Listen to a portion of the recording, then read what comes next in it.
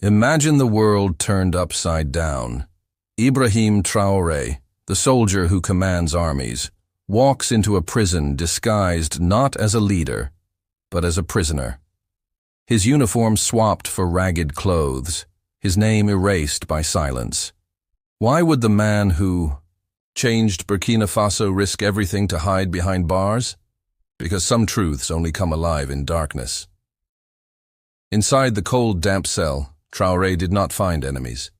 He found ghosts, faces of his country's forgotten. Men and women broken by war, poverty, and betrayal. Not criminals, but victims of a system built to crush hope. He saw the chains that bind not just bodies but minds. Corruption, fear, and silence made stronger than iron bars. Do you understand what it means to walk among the silenced?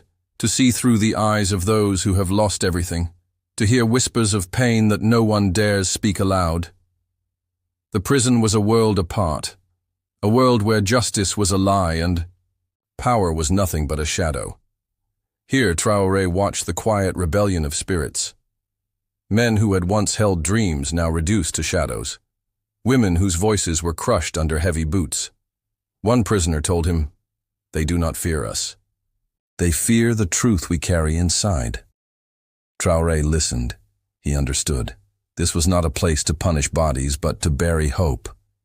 How could a leader protect a nation when his people are trapped in invisible prisons? The enemy was not only outside, it lived inside the very soul of the country. Traoré's disguise was more than a mask. It was a journey into the heart of his people's suffering. To understand their pain, he had to become them. What did he see that night? What shattered the walls of his mind? He saw fathers torn from their families, accused of crimes they never committed. Mothers who cried silently in dark corners, carrying children born into fear. Young men with fire in their eyes, now hollowed by chains. A prisoner whispered, "Freedom is a word they sell, but never give." The air smelled of sweat, blood, and broken dreams. Each breath was heavy with stories that could shake nations. The more Traoré listened, the heavier his heart became. But it was not despair that filled him. It was fire, a burning need to break these chains, not with weapons, but with truth. He remembered his childhood, not far from here, the dry lands of Yatenga, the simple joys, the harsh lessons. Born April 6, 1988, Traoré's early years were shaped by stories told by his grandmother, stories of brave ancestors who fought for freedom with nothing but courage and will. Her voice was soft, but her words cut like a spear. A man's strength is not in his sword, but in his heart that beats for justice. Those words stayed with Traoré as he grew into a soldier. The fight was never just about power. It was about reclaiming a stolen future. But as years passed, the battle became tangled in lies and betrayals. In 2022, Burkina Faso stood on the edge of chaos. Jihadist violence tore villages apart. Corrupt leaders sold the country's soul for wealth and foreign favors. Traoré and his comrades had no choice but to act. They seized power in January 2022, promising a new dawn. But the road ahead was filled with shadows darker than any battlefield. The disguise in prison was not just a tactic, it was a test. To see if the promise of change could survive the harsh truth of those left behind. What will happen when a leader faces the real cost of revolution? Not in speeches or battles, but in the silent cries of the imprisoned. Will he break? Or will he rise stronger? Listen closely, because what Traoré witnessed that night is a secret the world cannot ignore. Will you dare to hear it? The prison was not just a place of punishment. It was a mirror reflecting the soul of a broken nation. For Ibrahim Traoré, walking among these walls meant walking through the cracks in Burkina Faso's foundation. He heard the silence of broken promises. It was louder than any gunfire. Traoré's disguise fooled no one for long. The guards, hardened by years of cruelty, watched him with suspicion. But they underestimated what he carried, the heart of a leader who refused to be blinded by power. Inside, he met prisoners whose stories bled into the fabric of the nation's pain. There was Amadou, a farmer accused of supporting rebels, a man who had lost his wife and children to violence. His eyes were empty, yet his voice held a quiet dignity. "They call me a traitor," Amadou whispered, "but I only wanted to protect my land. The truth is buried under their lies." Traoré listened. The line between hero and villain blurred inside these walls. How many innocent lives were crushed by politics disguised as justice? How many dreams were buried in silence? In the dim light of the cell, Traoré remembered the promises made when he first took power. A new Burkina Faso, free from corruption and terror. But the chains he now saw were stronger than any enemy on the battlefield. He thought of the night when he first rose to power, January 2022, a coup that shocked the world. Traoré and his comrades had spoken boldly. "We swear to the people, your suffering will end. The time of thieves and cowards is over." But power was a fragile flame in the storm. The old ghosts fought back, and the road to freedom was paved with betrayal. Behind every door in this prison was a story of sacrifice, of men and women who paid the price for the nation's silence. There was Fatoumata, a young mother who dared to speak against injustice. She was locked away for her courage, yet her spirit remained unbroken. "They can lock my body," she told Traoré, "but not my voice. Our voices will rise like thunder." Her words stirred something deep inside him, a reminder that true revolution begins in the soul. The prison's air was thick with fear, but also with hope. Hope that one day these walls would crumble and freedom would walk free. Traoré knew the fight was not just outside, it was inside every heart that longed for change. He remembered the stories his grandmother told, how their ancestors survived chains worse than iron, with nothing but resilience and faith. "The baobab does not break in the storm," she said. "It bends, it stands, it lives." Like the baobab, Traoré's spirit refused to break. The path was dark, but he saw a light, flickering, but alive. Outside the prison, the world was watching. Foreign powers whispered and plotted, while the people waited for a sign. Traoré's next move would change everything. Would he become the leader who frees the prisoners? Or would the prison consume him too? The night deepened. Traoré sat in the cell, surrounded by silence that screamed. He asked himself, how many more must suffer before the chains are broken? Inside the prison's cold, unforgiving walls, Ibrahim Traoré felt the weight of a deeper enemy than any soldier could fight: betrayal. Not the betrayal of a gunshot or battlefield. This was a slow poison, a hidden dagger in the heart of the nation. He had come to witness the truth no leader dares speak. In the shadows of that cell block, voices told of friends turned foes, brothers in arms crushed by greed, and promises twisted into chains. Traoré recalled the betrayal that had nearly broken him. In September 2022, barely months after the coup, the so-called jihadist threat escalated. Villages burned, families vanished, yet some in power looked away, trading loyalty for money. The country's future sold in silence. The people suffered, while those who should protect them filled their pockets. A fellow prisoner, a former soldier named Musa, whispered secrets. We fought side by side, but some sold our brothers for a handful of gold. They wear the mask of patriotism, but their hearts are poison. Traoré's fists clenched. He had heard this story before. Outside the walls, in the halls of power. Corruption was a beast eating the nation from the inside. The betrayal cut deeper than any enemy's bullet. It was betrayal of trust, the sacred bond between leader and people broken like dry wood.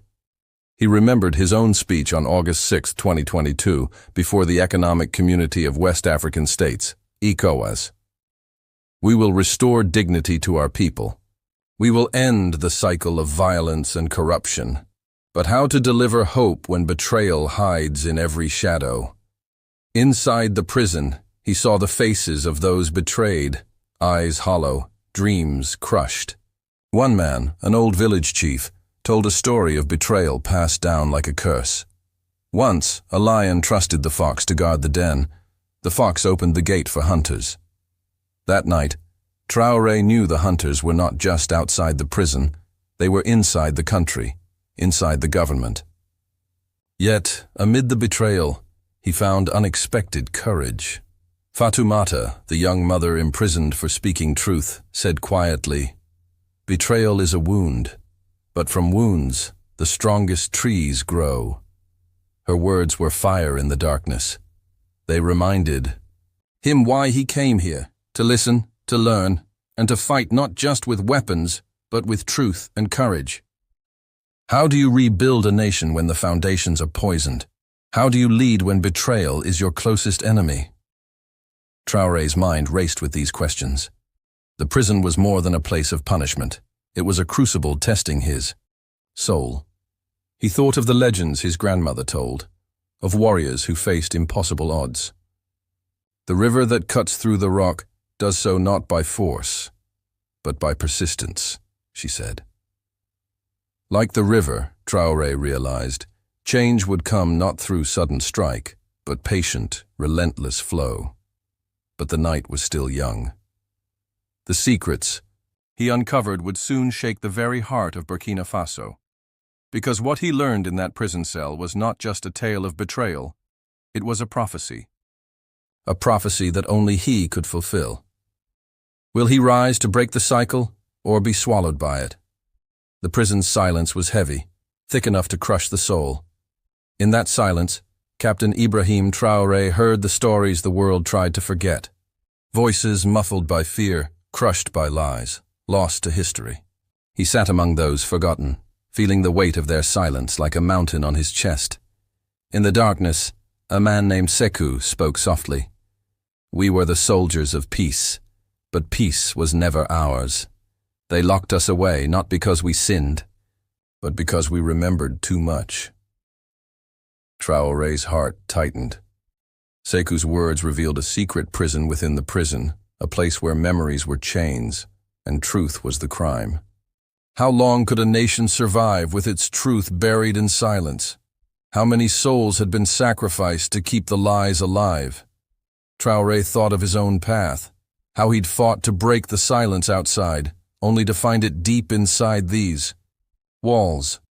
He recalled February 2023 when protests erupted across Burkina Faso, voices rising like a storm demanding justice, demanding change. The people screamed for a future free from the shadow of fear and corruption. But the response was brutal.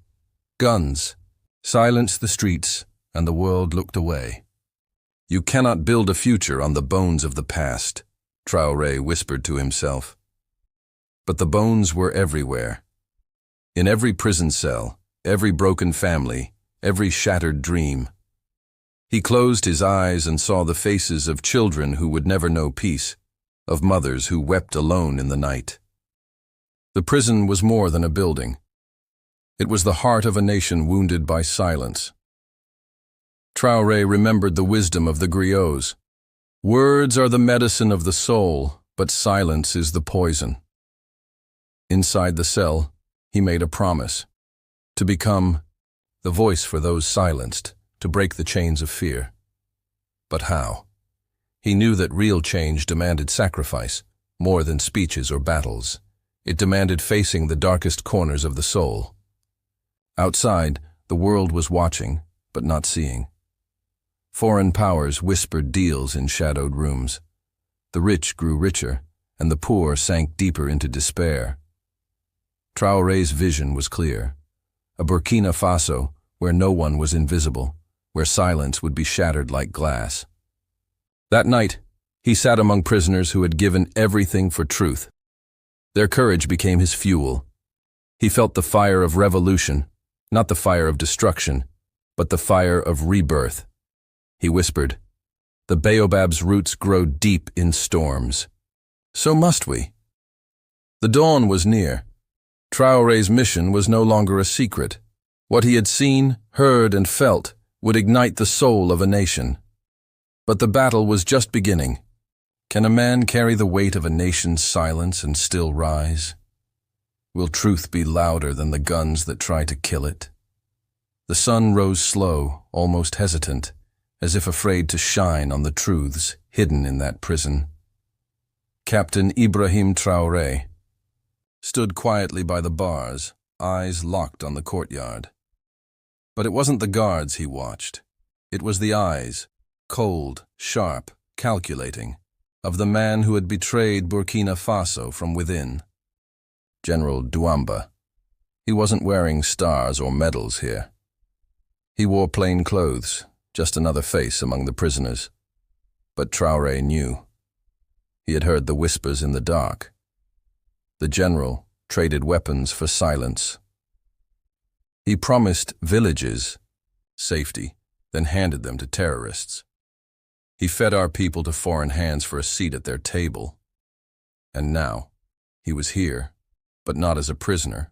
No, he moved freely, untouched, feared, respected by the wrong men. Traoré narrowed his eyes. So this was it. The lion had walked into the hyena's den, and the hyena was still in control. But there was no turning back now. Later that day, the prisoners were gathered into a hall, dark, echoing, a place meant to break the spirit. A debate was happening, or so they called it. Traoré saw what it really was, a trap. They were testing loyalty, pressuring prisoners to speak against the revolution, to disown the new Burkina Faso. Those who refused were marked. A man named Qasim stood and said, voice trembling, "I still believe in Ibrahim Traoré. He is the only one who fought for us." The silence that followed was deadly. Then, a baton struck him across the back. Again. Blood on concrete, but Qasim didn't scream. He just whispered, "The lion doesn't fear pain." Traoré couldn't move. Not yet. He had to watch. He had to know who the real enemies were. General Douamba stepped forward, clapped slowly. "You see, this is what blind loyalty brings. Pain. Death. I warned him. This new leadership is just fire without direction." Laughter followed, but not from Traoré, because he had learned something powerful. The enemy wasn't just guns and corruption. The enemy was memory. The system depended on the people forgetting the stolen land, the burned villages, the betrayed warriors. But Traoré remembered. He always would. That night, back in the cell, a young boy named Malik whispered, "I was 9 when soldiers took my father. They said he was a rebel. He was a teacher. He taught us truth." Traoré placed a hand on his shoulder. "They fear truth because truth burns through their lies." And then it happened. A smuggled note, folded, small, slipped beneath a crust of bread. No name, no sender. Just a message. "They know who you are." His disguise. Broken. The walls were closing in. The time to hide was over. But fear was not welcome here.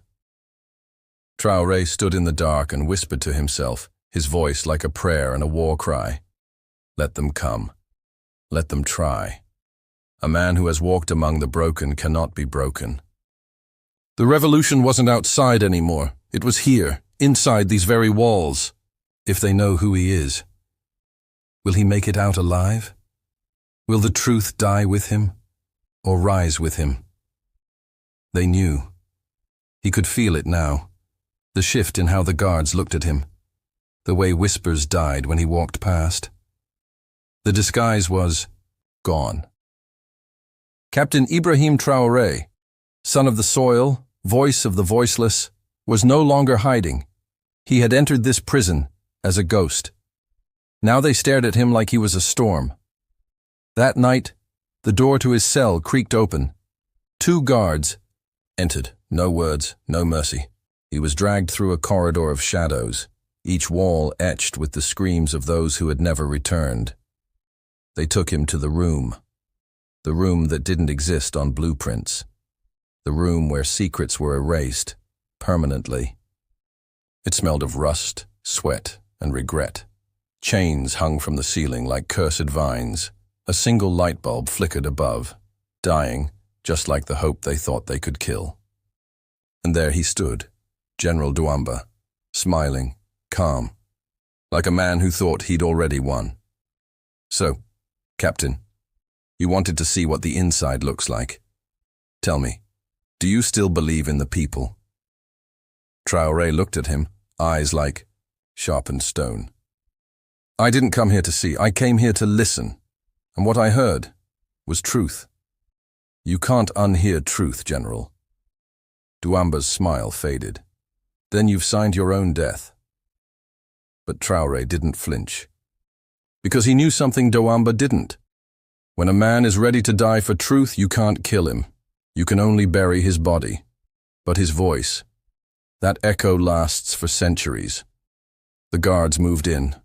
Fists flew. Blood spilled. But Traoré's silence was louder than their violence.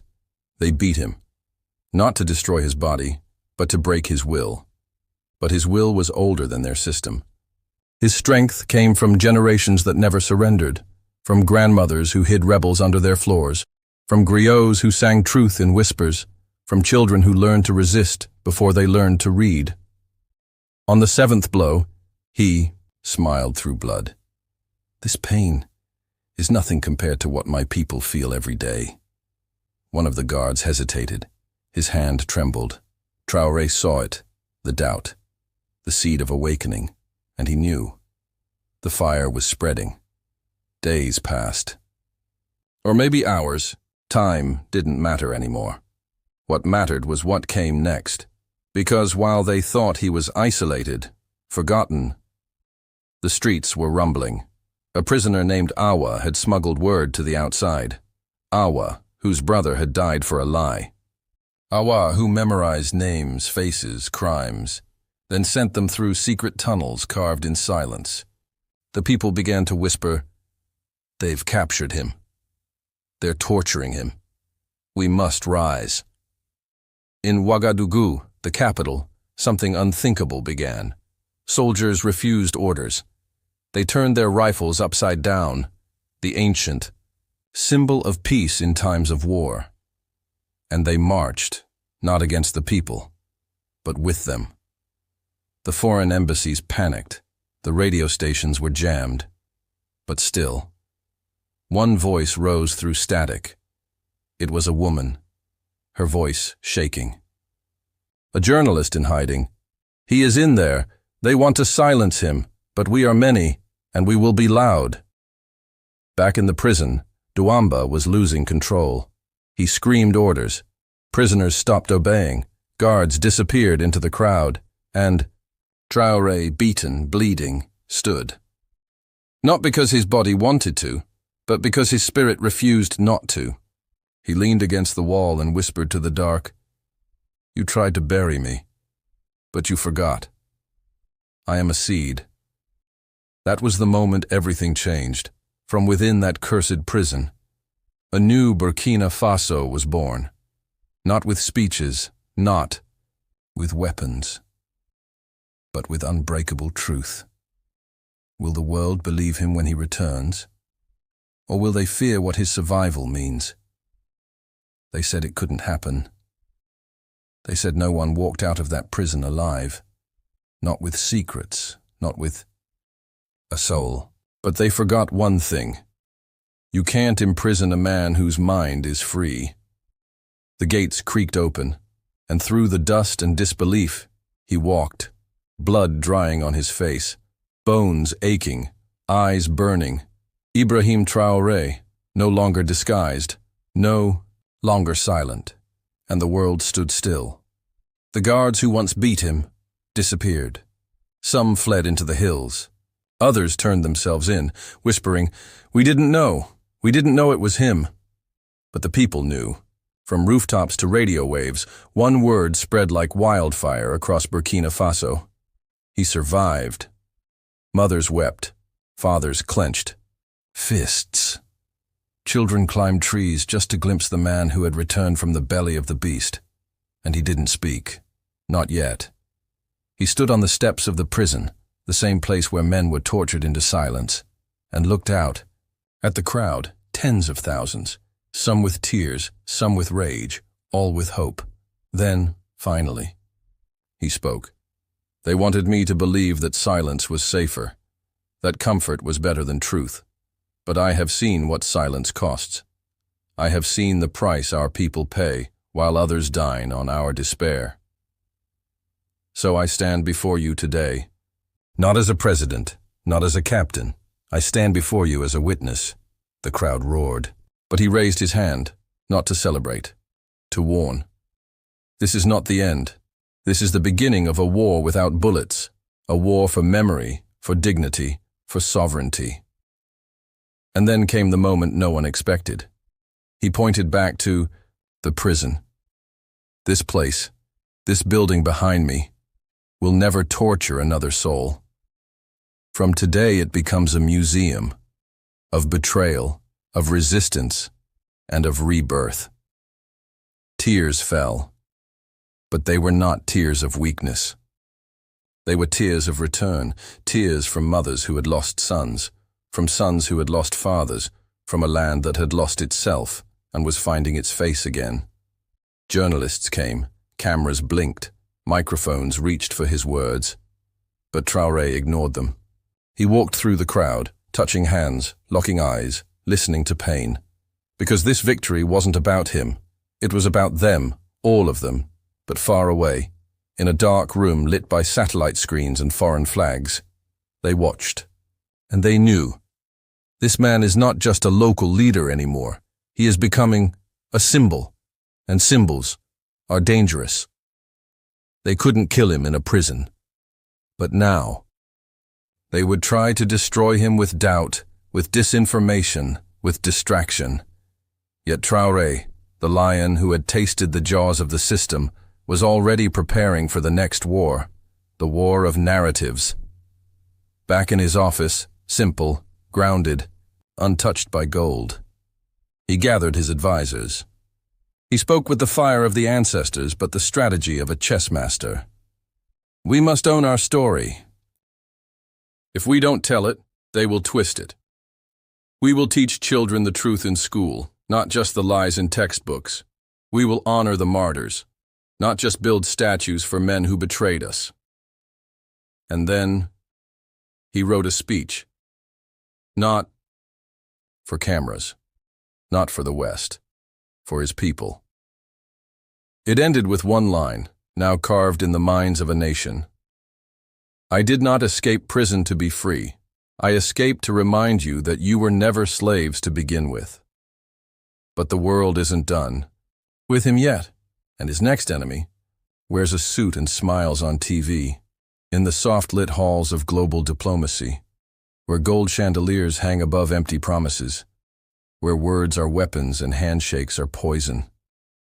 They whispered his name. Traoré. He's becoming a problem. But what they called a problem, Africa was starting to call a prophecy.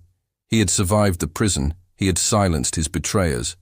But now, he was walking into a battlefield far more dangerous. The war of international deception. The war where truth is dressed in a suit and colonialism comes with funding. Traoré received an invitation. A summit in Geneva. Human rights, development, peace. But he knew what it really was. A performance, a theater where powerful nations pretend to care while tightening the leash. Still, he went. Not to play their game, to break their stage. He walked into the conference like a man who had seen the inside of hell. Because he had. But his suit was simple. His eyes were sharp. His words carved in stone. They spoke first. Representatives of nations that had drained Africa for centuries now spoke of stability. Men with diamond-stained hands spoke of justice. Leaders who funded wars preached peace. And when it was finally his turn, the room leaned in, expecting diplomacy, expecting caution. But Ibrahim Traoré gave them the storm. When you look at Africa, you see resources. We see graves. You call it aid, we call it bait. You want our gold, our uranium, our land, but not our freedom. Silence, no coughs, no shifting chairs, just truth slicing through luxury. He turned to the camera crews, the global media. You edit our revolutions. You shrink our pain into sound bites, but you will not edit me, not today. Then his voice softened, but only in tone. The fire remained. I come from a nation where children play near minefields, where mothers must choose between feeding their child or burying them in peace. But we are not poor, we are plundered, and the thieves wear suits. A diplomat stood up, red-faced, trying to interrupt. Traoré looked him dead in the eye. You shook hands with the man who tortured me. Do not now speak to me of protocol. The room was cracking, not with applause, not with chaos, with reality. A reality they had long buried under contracts, sanctions, and smiling puppets. After his speech, a journalist from France asked him, Mr. Traoré, aren't you afraid your rhetoric might isolate Burkina Faso? And he replied, without blinking, You cannot isolate a man who was already locked in your dungeon. He flew back to Burkina Faso that night. No photos, no red carpets, just the red dust of Ouagadougou greeting his boots. And waiting for him in the crowd was an old man, white beard, lean body, eyes that had seen too much. He placed his hand on Traoré's shoulder and said, You speak like the ancestors have entered your lungs. Traoré nodded, then asked, But will the people stand with me, old father? The man smiled. If your fire stays pure, their hearts will follow. But darkness was moving faster now. Sanctions, media attacks, economic pressure. They began to call him a dictator.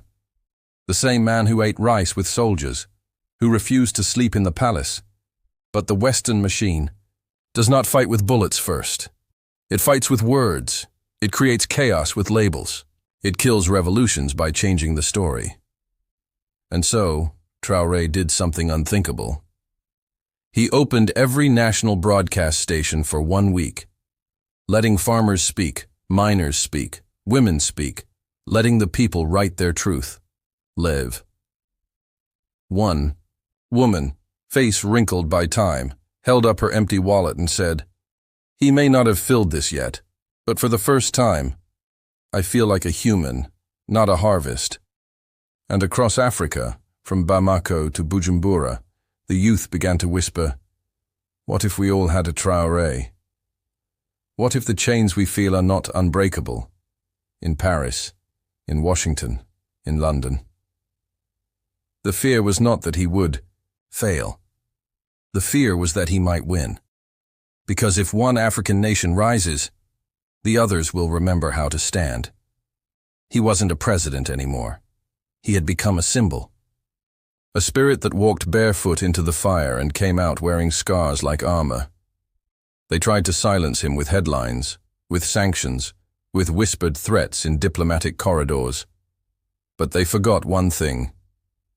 You cannot cage a man who has already buried his fear. In the deep forests of Burkina Faso, where the wind hums like an ancient song, Traoré stood once more before his people, not to give a speech, to prepare them for war, not war of weapons, but of will. A war against the ghost of colonization that still wore the face of trade, the ghost that fed off debt, corruption, and imported chaos. They want to starve us until we surrender, he told them. But we have yams. We have millet. We have sun and sweat and soul. Let the greedy eat paper. We will survive on dignity. And they did. When France cut aid, farmers opened old wells and grew food again. When the West froze assets, youth in Ouagadougou created a new digital payment system. They forced Burkina Faso to wake up. And in doing so, they awakened something. Even they could not kill. Meanwhile, a secret leaked. A top French official had been caught on tape. If we lose Burkina Faso, the rest of West Africa will slip through our fingers. Too late. The domino had fallen. Mali began nationalizing their gold. Niger pulled French troops from their soil.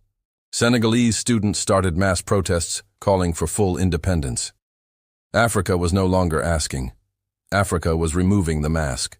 In a final desperate move, a Western intelligence-backed operation was launched to remove Traoré. Bribe. The generals fund an internal coup, discredit him with fake scandals. They called it Operation Clay Mask, because they believed he was fragile. Just a man, just a soldier. But when the plot was set in motion, something no analyst predicted happened. The people took the streets, not in anger, in defense. Men, women, children, marching with pots, brooms, drums. Try to touch him, and you'll see how heavy the soil of Burkina truly is. The coup collapsed in 48 hours. The generals who accepted the bribe were captured, not by police, but by fishermen with nets. That's when the world realized this was no longer about one man. This was a people reborn. In his final major address that year, Traoré spoke, not from a podium, but from a wooden stool beneath a mango tree. Cameras rolled. The world watched. I am not your president.